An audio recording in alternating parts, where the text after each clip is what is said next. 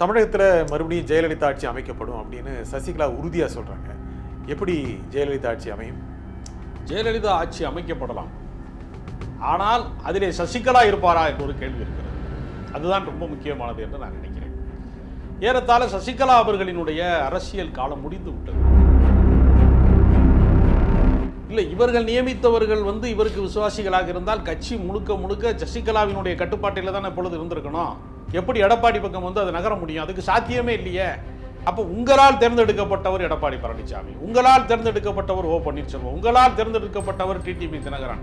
அப்போ உங்க கட்சியில எல்லாமே நீங்க உருவாக்கின ஆளுனா எல்லாரும் உங்களுக்கு எதிராக திரும்பி நிற்கிறாங்கன்னா உங்களுக்கும் அவங்களுக்குமான கடந்த கால உறவு என்பது எவ்வளவு பெரிய நாடகம், எவ்வளவு பெரிய நடிப்பு. இந்த வார்த்தை கடினமாக இருக்கும் என்றாலும் உண்மையை சொல்றேன். அரசியலில் இன்றைக்கு ஒரு அகதியாக அனாதையாக நிற்கக்கூடியவர் சசிகலா. டிடிவி தினகரன் பின்னால் அடிவகுத்தாங்க. டிடிவி தினகரனுக்கு ஒரு பெரிய ஓப்பனிங் இருந்துச்சு. தேவர் சமூகம் எல்லாம் ஒரு பெரிய ஓப்பனிங் இருந்துச்சு. ஒரு பெரிய பிரம்மாண்டமான கூட்டம் போட்டாரு. மேலூர் பக்கத்துல எல்லாம் பெரிய பிரம்மாண்டமான மாநாடுகள் நடத்தினார், எல்லாம் செஞ்சாரு.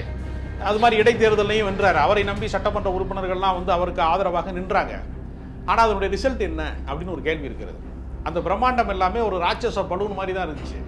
ஒரே ஒரு ஊசியை குத்தினா அந்த ராட்சச பலூன் காற்று இல்லாமல் போறது மாதிரி அது கலைஞ்சு போயிருச்சே. அந்த கூட்டம் நிலைக்கலையே. சிறைக்கு போனது சரிங்க, நீங்க உங்களை சிறைக்கு அனுப்பியவர்கள் குறித்து ஏன் பேசல? நீங்கள் சீற்றத்தோடு சொல்லணும் இல்லையா? என்னை சிறைக்கு அனுப்பியது பாஜக தான், இந்த மத்திய அரசாங்கம் தான். இந்த மத்திய அரசாங்கத்தை நான் சும்மா விட மாட்டேன். நீங்க ஜெயிலுக்கு போகும்போது ஓங்கி அடிச்சு இல்லை ஜெயலலிதா சமாதியில டபக்குன்னு ஜெயலலிதா எந்திரிச்சிருவாங்களோன்னு பல பேர் தொண்டர்கள் அச்சப்பட்டேன். அந்த நேரத்தில் அவ்வளவு ஓங்கி அடிச்சிங்கல்ல நீங்க. அந்த வீரத்தை நீங்க வெளியில என்னத்தை காட்டினீங்க நீங்க? ஆனா டிடிவிக்கு ஒரு வாய்ப்பு இருக்குல்ல, அதிமுக பிஜேபியில் வாய்ப்பு இருக்கு. வணக்கம் நண்பர்களே. தமிழகத்தில் மீண்டும் ஜெயலலிதா ஆட்சி அமைக்கப்படும் என்று சசிகலா ஏன் சொல்கிறார்? அதிமுக ஒன்றாக இணையுமா? இதை பற்றி பேசுவதற்காக அரசியல் விமர்சகர் திரு ராஜகம்பீரன் இங்க வந்திருக்கிறார். வணக்கம் திரு ராஜகம்பீரன். வணக்கம். தமிழகத்தில் மறுபடியும் ஜெயலலிதா ஆட்சி அமைக்கப்படும் அப்படின்னு சசிகலா உறுதியாக சொல்றாங்க. எப்படி ஜெயலலிதா ஆட்சி அமையும்? ஜெயலலிதா ஆட்சி அமைக்கப்படலாம், ஆனால் அதிலே சசிகலா இருப்பாரா என்ற ஒரு கேள்வி இருக்கிறது. அதுதான் ரொம்ப முக்கியமானது என்று நான் நினைக்கிறேன். ஏறத்தாழ சசிகலா அவர்களினுடைய அரசியல் காலம் முடிந்து விட்டது. அவர்களுக்கு எப்பொழுது தண்டனை காலம் உறுதியானதோ அப்பொழுதே அரசியல் சூழ்நிலை தலைகீழாக மாறிவிட்டது. அப்புறம் அதிமுக என்கிற கட்சியை உடைப்பதற்கு காரணமாக, இந்த கட்சியை இத்தனை பிளவுகளாக மாற்றுவதற்கு காரணமானவர்கள் பற்றி ஒரு வார்த்தை கூட விமர்சனம் செய்யாமல் இருக்கிற சசிகலா இனிமேல் ஒரு அரசியலை உருவாக்க முடியும் என்று நம்புவது, அதாவது இந்த கடவுள் நம்பிக்கை உள்ளவர்கள் மறுஜென்மத்தில் நமக்கு ஒரு நல்லது கிடைக்கும் என்று நம்புவதை போன்றதுதானே தவிர ஒரு மூட நம்பிக்கையாகத்தான் நான் பார்க்கிறேனே தவிர அவருக்கு நிகழ்கால அரசியலில் எந்த விதமான இடமும் இல்லை என்பதுதான் யதார்த்தமாக இருக்கிறது. அவருக்கு ஒரு ஃபாலோயிங் இருக்குல்ல, கடந்த காலங்களில் இருந்தது. அவருக்கு அதை தக்க வைத்துக் கொள்வதற்கான ஒரு தகுதியை அவர் வளர்த்து கொண்டாரா என்ற ஒரு கேள்வி இருக்கிறது. பணத்தை சேர்த்து வைப்பது மட்டுமே ஒருவருக்கான தகுதியாக மாறிவிடாது. அவர்கள் அந்த கட்சி தொண்டர்களினுடைய உணர்வுகளை புரிந்து கொண்டு அவர்கள் நடந்து கொள்வது, அவர்களினுடைய நம்பகத்தன்மைக்கு உரியவராக இருப்பது என்கிற ஒரு இடம் இருக்கிறது. ஆனால் இவங்க என்ன செஞ்சாங்கன்னா, சசிகலா ஒரு பவர் சென்டரா மட்டும்தான் இருந்தாங்க. ஒரு அதிகார மையமாக மட்டுமே சசிகலா இருந்தார்களே தவிர எல்லாரையும் அரவணைப்பது என்பது எப்பொழுது சொல்றாங்கன்னா, ஆட்சி அதிகாரம் எல்லாம் இழந்த பின்பு தான் அவங்களுடைய முகம் எப்படி இருக்கும், அவங்க குரல் எப்படி இருக்கும், அவங்க எப்படி பேசுவாங்கங்கிறது சாமானிய மக்களுக்கே தெரியாதே. ஏறத்தாழ வீரப்பன் கதை மாதிரி தான் உங்க கதையும் இருக்கு. ஒரு ஊடகம் காட்டுக்குள் போன பின்னாடி எல்லாமே வெளியில தெரிஞ்சது மாதிரி ஜெயலலிதா மறைவுக்கு பின்பு தான் உங்களுடைய குரலையே மக்கள் கேட்டாங்க. அப்போ உங்களுக்கு என்ன சித்தாந்தம் இருக்கு, என்ன கொள்கை இருக்கு, என்ன நடைமுறை இருக்கு, எந்த தொண்டர்களோட நீங்க அணுக்கமா இருந்தீங்க, நீங்க என்ன செஞ்சிருக்கீங்க? ஜெயலலிதாவுக்கு அடுத்த இடத்துல நீங்க இருந்துகிட்டு நீங்க அதிகார மையமாகத்தான் இருந்தீங்க. இயக்கியிருக்காங்க, ஜெயலலிதா இயக்கியிருக்காங்கல்ல. அதுதான் சிக்கல். நான் திரும்பவும் சொல்றேன். அதாவது எப்பொழுதுமே ஒரு தலைமை மீதான விசுவாசம் அப்படின்னு ஒன்று இருக்கு. அதாவது கவிஞர் கண்ணதாசன் வனவாசத்தில் எழுதும் போது ஒன்று குறிப்பிடுவார். ஒரு பிரச்சனைக்குரிய இடத்திற்குள்ள எம்ஜிஆர் சென்று விட்டால் அந்த இடத்தில் இருக்கிற யார் அவரை எதிர்த்து கொண்டிருந்தார்களோ அவரை நேரில் பார்க்கும்போது அவரை கையெடுத்து கும்பிடுவாங்க. அந்த வசீகரம் அவருக்கு, அந்த காந்த சக்தி அவருக்கு இருந்தது, அந்த ஆற்றல் கலைஞரிடத்திலும் இருந்தது அப்படின்னு அவர் எழுதுறாரு. அரசியல் தலைவர்களோடு இருக்கக்கூடிய அனுபவங்கள் குறித்து எழுதும் போது சொல்றாரு. அது மாதிரி சசிகலாவுக்கு ஒன்று இருக்கா அப்படின்னு கேட்டீங்கன்னா நிச்சயமா இல்லை. அது என்ன சொல்கிறான்னா, அதிமுக காரர்களோடு நான் பேசிய போது பழகிய போது அவங்களாம் என்ன சொல்கிறாங்கன்னா, பணம் வாங்கிக்கிட்டு போஸ்டிங் போட்டிருக்காங்க, பல பேருக்கு கட்சி பதவி கொடுத்துருக்குறாங்க. அப்போ அவங்க வந்து கட்சியினுடைய அந்த பொறுப்பாளருக்கும் சசிகலாவுக்குமான உறவுங்கிறது வரவு செலவாக தான் இருக்கே தவிர விசுவாசமாக இல்லை. நீங்கள் ஒரு காசு கொடுத்து ஒருவனை வேலைக்காரனை உருவாக்கலாம், விசுவாசியை உருவாக்க முடியுமான்னு ஒரு கேள்வி இருக்கிறது. அவர்களால் விசுவாசிகளை உருவாக்க முடியவில்லை. அதுதான் இருக்கக்கூடிய சிக்கலாக நான் பார்க்கிறேன். ஆனால் நிறைய போஸ்டிங் நீங்கள் சொன்ன மாதிரி சசிகலா சொல்லி ஜெயலலிதா போட்டாங்க. முக்கியமாக கட்சி நிர்வாகத்தில் பல பேர் அவருடைய விசுவாசிகளாக, அவருடைய அனுதாபிகளாக, அவரை மதிப்பவர்களாக, அவருடைய பேச்சை கேட்பவர்களாக தான் நிறைய பேர் இருந்தாங்க. சசிகலை மீறி யாரும் ஜெயலலிதா நியமிச்சாங்களாங்கிறதே சந்தேகம். அப்படிதானே? இல்லை, இவர்கள் நியமித்தவர்கள் வந்து இவருக்கு விசுவாசிகளாக இருந்தால் கட்சி முழுக்க முழுக்க சசிகலாவினுடைய கட்டுப்பாட்டில் தான் இப்பொழுது இருந்திருக்கணும். எப்படி எடப்பாடி பக்கம் வந்து அது நகர முடியும்? அதுக்கு சாத்தியமே இல்லையே. அப்போ உங்களால் தேர்ந்தெடுக்கப்பட்டவர் எடப்பாடி பழனிசாமி, உங்களால் தேர்ந்தெடுக்கப்பட்டவர் ஓ பன்னீர்செல்வம், உங்களால் தேர்ந்தெடுக்கப்பட்டவர் டிடிவி தினகரன். அப்போ உங்கள் கட்சியில் எல்லாமே நீங்கள் உருவாக்கின ஆளுனா எல்லாரும் உங்களுக்கு எதிராக திரும்பி நிற்கிறாங்கன்னா உங்களுக்கும் அவங்களுக்குமான கடந்த கால உறவு என்பது எவ்வளோ பெரிய நாடகம், எவ்வளோ பெரிய நடிப்பு. ஏன் வந்து உங்களுக்கு விசுவாசிகளை ஏன் அவங்க மாற முடியலை என்கிற கேள்வியை அவர் வந்து தனக்குத்தானே கேட்டுக்கொண்டால் அதுக்கான விடை என்னவாக இருக்கும்னா, அரசியலில் அவர் முழுமையாக துறவரம் போக வேண்டும் என்பதாகத்தான் இருக்க முடியும். முக்கியமாக சசிகலா சிறைக்கு போகும்போது யார் முதலமைச்சர் வேட்பாளராக நியமிக்க வேண்டும் அப்படிங்கும்போது எடப்பாடி எப்படி செலக்ட் ஆனார்? முதல்ல செங்கோட்டையனுக்கு வாய்ப்பு வந்துச்சு, ஆனால் எடப்பாடியால் அனைத்து எம்எல்ஏக்களையும் அரவணைத்து செல்ல முடிந்தது. இதெல்லாமே காரணமாக அமைஞ்சது இல்லையா? அதுவும் எடப்பாடி வர்றதுக்கு அதான காரணம். உண்மையை சொல்ல வேண்டும் என்றால் செலவழிக்கக்கூடிய சக்தி செங்கோட்டையனுக்கு இல்லை. அவர் கடந்த கால அரசியல்வாதி, அவரால் இப்படி வாரி சுருட்டுகிற வல்லமை அவருக்கு இல்லை. எடப்பாடி தான் வந்து இந்த கட்சியில் இருக்கக்கூடிய சட்டமன்ற உறுப்பினர்களுக்கு வந்து உரிய தொகை கொடுக்கக்கூடியவராக இருக்கிறார். நமக்கு வந்து அந்த பேக்கேஜ் சிஸ்டத்துக்கு எடப்பாடி தான் வந்து முடியும், அவரால் தான் பர்ச்சேஸ் பண்ண முடியுங்கிற நிலைமை இருந்தது தான் உண்மையான காரணமே தவிர வெறும் ஆளுமை அடிப்படையிலேயோ விசுவாசத்தினுடைய அடிப்படையிலேயோ அவங்க நான் என்ன கேட்குறேன்னா, அதிமுகவினுடைய மூத்த தலைவர்கள் என்று பல பேர் இப்பொழுது இருக்கிறாங்க.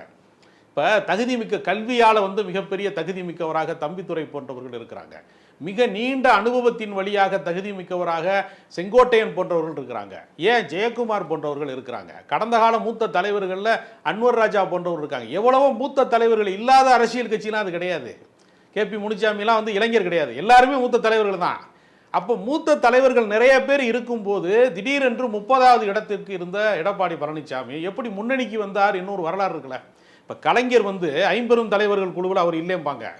ஆனால் அவருக்கு ஒரு பேச்சாற்றல் இருந்தது, எழுத்தாற்றல் இருந்தது மட்டுமல்ல, எல்லா கட்சி நிர்வாகிகளோடும் கீழ்மட்ட நிர்வாகிகளோடும் அவருக்கு ஒரு அணுக்கமான தொடர்பு இருந்தது, ஒரு அன்பு சார்ந்த ஒரு அணுகுமுறை இருந்ததுனால அவர் மேலெழும்பி வந்துட்டார். டக்குன்னு எம்ஜிஆர் ஆதரவு இருந்தது. அப்போ அது மாதிரி இவருக்கு ஏதாவது தனித்த ஆற்றல் இருக்கிறதான்னு கேட்டால் செலவு பண்ணக்கூடிய ஆற்றல் தான்.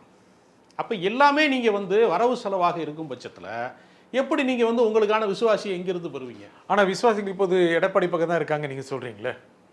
ஆமாம், எடப்பாடியை நம்பக்கூடிய இடத்துக்கு அவங்க மாறிட்டாங்க. இன்னொன்று என்னென்னா, இவங்கனால அரசியல் செய்ய முடியாது.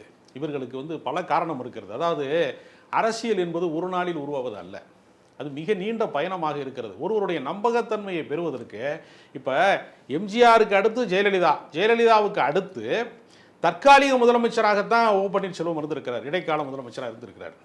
ஒரு 4 ஆண்டு காலம் கடந்து ஒரு 4.5 ஆண்டு காலம் வந்து முதலமைச்சராக இருக்கக்கூடிய வாய்ப்பை வந்து எடப்பாடி பழனிசாமிக்கு தான் வாய்த்திருக்கிறது. எனவே அவர் என்ன செஞ்சிட்டார்னா, அந்த வாய்ப்பை பயன்படுத்தி கொண்டு முழுக்க முழுக்க கட்சியை தன்மையப்படுத்தி கொண்டார்.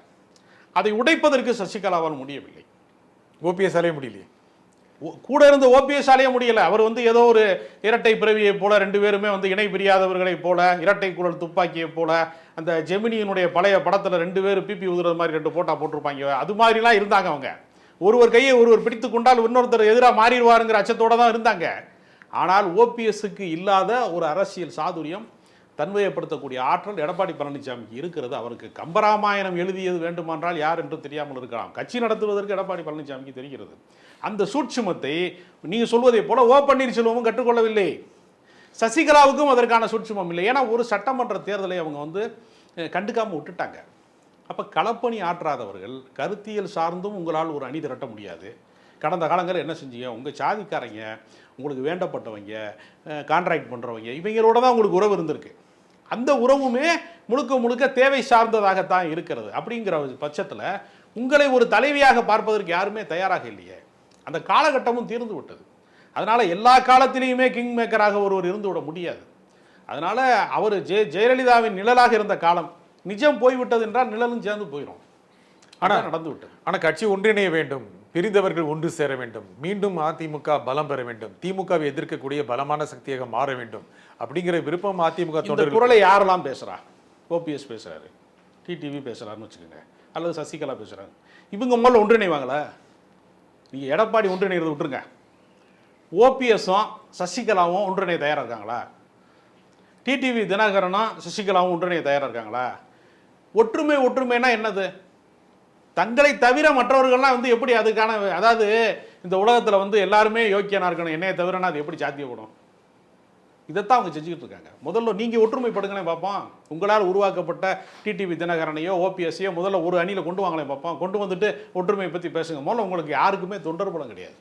ஓபிஎஸ்ஸுக்கும் பெரிய தொண்டர் பலம் கிடையாது, சசிகலாவுக்கு யாருமே கிடையாது.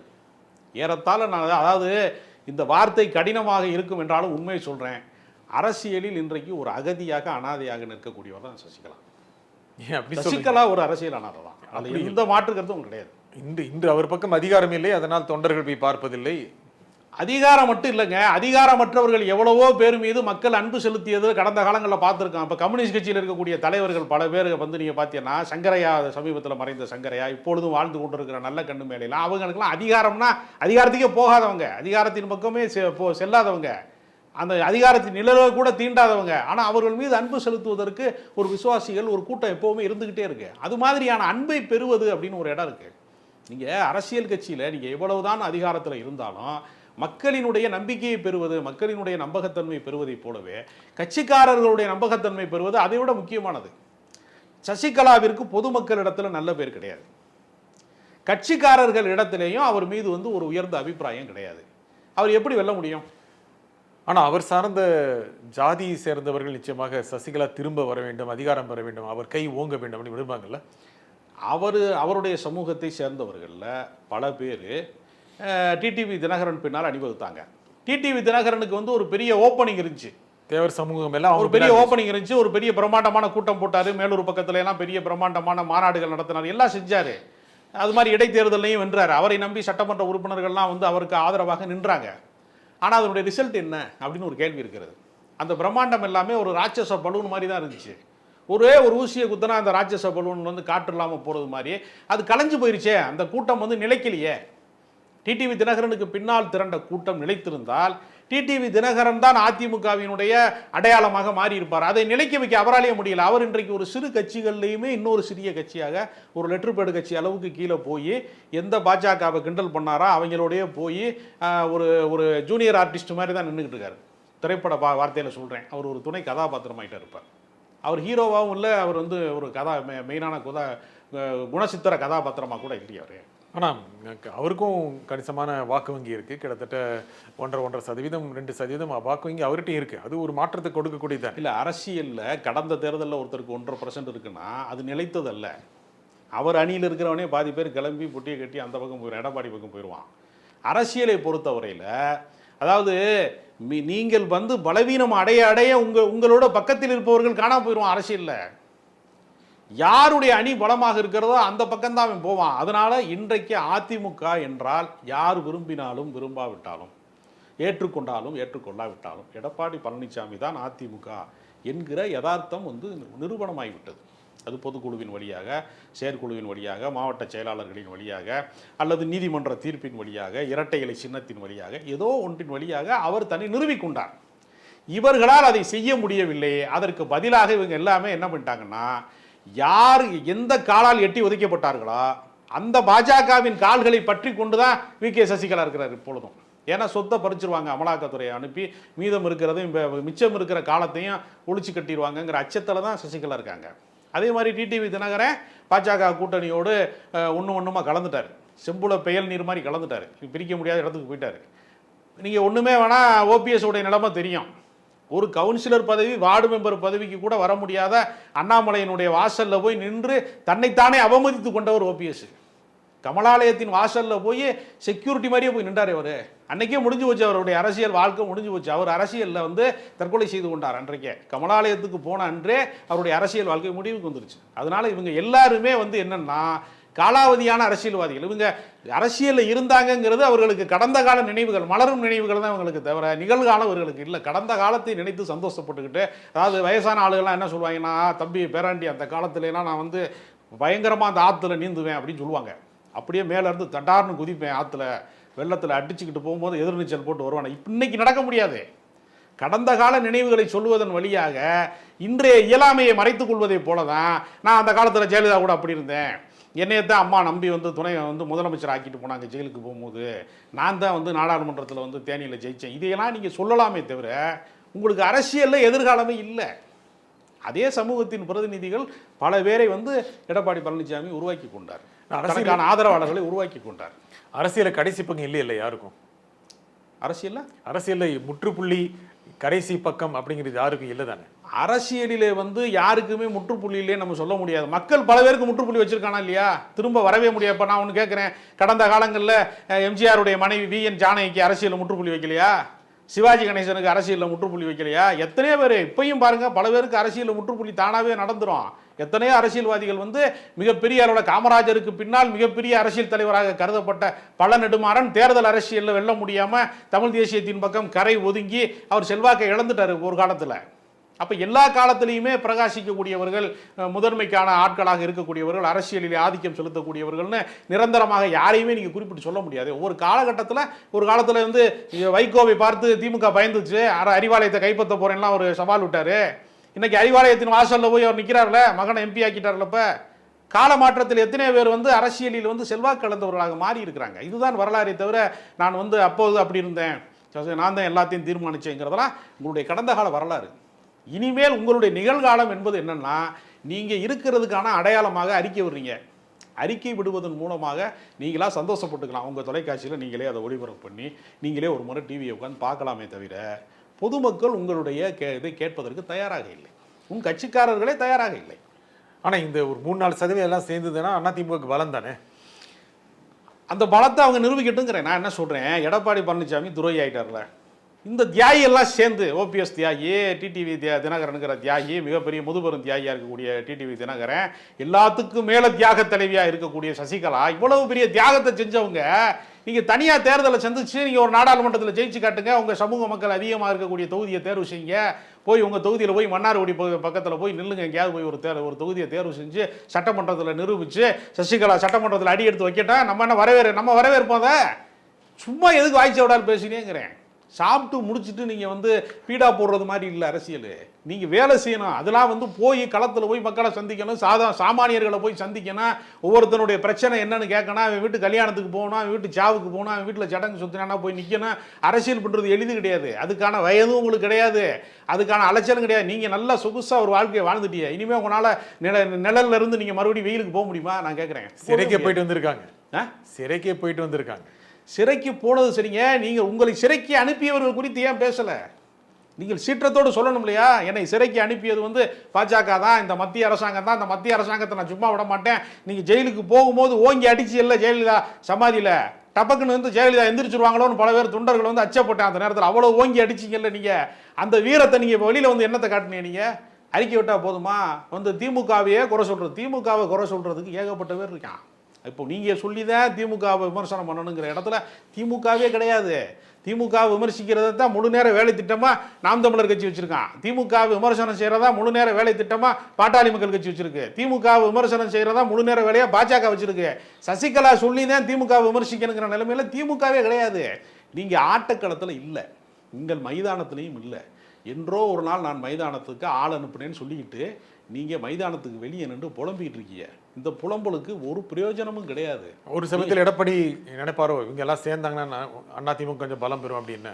ஏங்க, அவர்களால் உண்மையிலேயே அவர்களுக்கு சமூக பின்புலம் இருக்கிறது உண்மையாக இருந்தால், அவர்களால் சாதி வாக்கு வந்து பெரிய அளவில் வரும்னா எடப்பாடி போய் சசிகலா வீட்டு வாசல் நின்றுவாருங்க.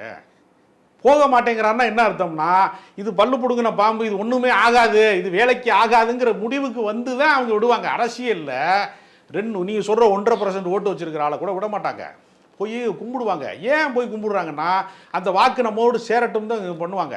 ஆனால் ஏன் போக மறுக்கிறாருன்னா, இவர் போனார்னா இவர் பொதுச் செயலாளர் இருக்க முடியாது.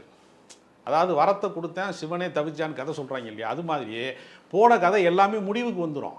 சரி அவங்களால நடத்திட முடியுமா அப்படி ஒரு கேள்வி இருக்குது. இப்போ நான் என்ன கேட்குறேன், ஜெயலலிதா மறைவுக்கு பின்பு திடீரென்று தன்னை பொதுச் செயலாளராக அறிவித்துக் கொண்ட சசிகலாவுக்கு எல்லாரும் சேர்ந்து கும்பிட்டாங்கல்ல, அம்மா நீங்கள் தான் கட்சிக்கு வரணும், எங்களையெல்லாம் காப்பாற்றணும்னு சொல்லி கண்ணீர் மல்க வந்து செவாலியர் சிவாஜி கணேசனுக்கு போட்டியா கமலஹாசனுக்கு போட்டியா பல பேர் நடித்தாங்கல்ல, அவங்களாவது கூட இருக்கிறாங்களா? நான் என்ன கேட்குறேன்னா, அந்த தலைவர்களாவது அந்த இரண்டாம் கட்ட தலைவர்களாவது சசிகலா கூட இருக்கிறாங்களா? அந்த கையெடுத்து கும்பிட்ட வீடியோ இன்னைக்கு இருக்குது சமூக வலைதளங்களில். ஆனால் அந்த கைகள்லாம் வேற எங்கேயோ வேலை செஞ்சுட்டு இருக்கே. அதனால் அதுக்கு சாத்தியம் இல்லை. அரசியலை பொறுத்தவரையில் அனாவசியமாக வேஸ்ட் லக்கேஜாக யாரையும் தூக்கி சுமப்பதற்கு யாரும் ஒப்புக்கொள்ள மாட்டாங்க. ஆனால் டிடிவிக்கு ஒரு வாய்ப்பு இருக்குல்ல அதிமுகவில்? பிஜேபியில் வாய்ப்பு இருக்கு அவருக்கு. பிஜேபியில் அவர் வந்து ஒரு கட்டத்துக்கு மேலே எப்படி வந்து சரத்குமார் வந்து நள்ளிரவில் கண் விழித்து தன் மனைவியினுடைய சொல் கேட்டு அடக்க ஒடுக்கமாக கொண்டு அந்த அரசியல் கட்சியை அடிக்கடி அடமானம் வைக்க முடியலை, அதனால வந்து நம்ம வந்து அட்டிக்கா மாதிரி இதையும் ஒரு இதாக பயன்படுத்திடலாம், மொத்தமாக கொண்டு வித்துடலாம்னு அந்த அம்மா சொல்லிச்சு. அதே மாதிரி கொண்டு கட்சி வித்துட்டு வந்துட்டாங்கல்ல, அது மாதிரி ஒரு வாய்ப்பு இருக்கிறது. டிடிவி தினகரன் நினச்சா அவங்களுக்கெல்லாம் என்ன தெரியுமா, சசிகலாவுக்கு ஓபிஎஸ்க்கு டிடிவி தினகரனுக்கு 3 பேருக்கு என்ன தெரியுமா பிரச்சனை, அதிமுகவை மீட்பது அல்ல, அவங்க சொத்து பறிமுதல் ஆகிவிடக்கூடாது, அவர்களுக்கு கணக்கில் காட்ட முடியாத சொத்து வச்சிருக்கிறாங்க, வரவு செலவு இருக்குது, அதை பாதுகாப்பதற்கு ஒரு பாதுகாப்பு பெட்டகமாக பாஜக இருக்கணும்னா அவங்க அப்பப்போ எடப்பாடி வந்து கூட்டணிக்கு வர மறுத்துட்டாரு, பிஜேபி பின்னாடி போக மறுத்துட்டாரு, கொஞ்சம் இடைஞ்சல் பண்ணிட்டாருங்கிறதுனால அவர்களை பாஜக அச்சுறுத்துவதற்கு நேரடியாக பாஜக அச்சுறுத்துவதற்கு பதிலாக இவங்க டப்பிங் வாய்ஸ் கொடுக்குறாங்க. அப்பப்போ டிடிவி தினகரன் ஒரு டப்பிங் கொடுக்குறாரு, அப்புறம் அந்த அம்மா போய் திடீர்னு வந்து ஒன்று பேசுது, என்னைக்காவது திடீர்னு வந்து ஒரு மாதத்துக்கு ஒரு முறை போய் இந்த கோயில் குளத்துக்கு போகிறது மாதிரி நாங்கள் தொண்டர்களை பார்க்க போகிறேன் அப்படின்னு சொல்லுது. எந்த தொண்டர்களை காத்திருக்காங்க அவருக்காக? சசிகலா வந்தே ஆகணும்னு அவங்க வீட்டு வாசலில் எவ்வளோ பேர் க்யூவில் நிற்கிறாங்க, எத்தனை தொண்டர்கள் வந்து அம்மா நீங்கள் வந்தால் தான் அந்த கட்சியை காப்பாற்ற முடியும்னு யார் வந்து நிற்கிறா? ஒன்றுமே கிடையாது. அதனால் உங்களுடைய காலகட்டம் முடிந்து விட்டது.